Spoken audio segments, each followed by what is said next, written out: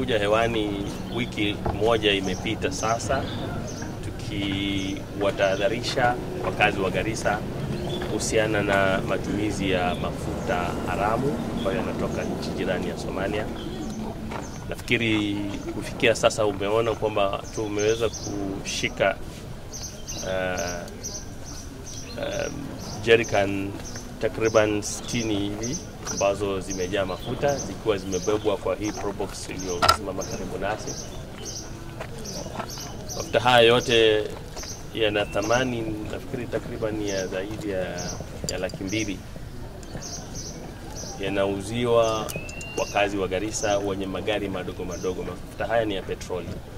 Kwa hiyo yanauziwa watu wa pikipiki, tuk-tuk na zile gari ndogo altos na zile probox zingine ambazo zinafanya taxi. Tumeweza kutahadharisha wale wahusika wa biashara hii kwamba sisi kama kamati ya usalama na multi agency yote kwa jumla hatutapumzika hadi tuhakikishe kwamba biashara hii imefika kikomo.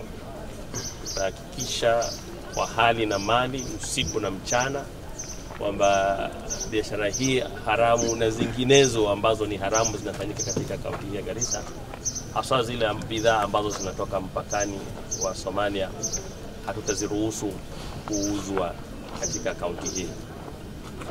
Na wachache wale ambao tulikuwa tumepata mwanzo wamewacha hiyo biashara, lakini hawa ni wafanya biashara wapya ambao wanatutekelezea.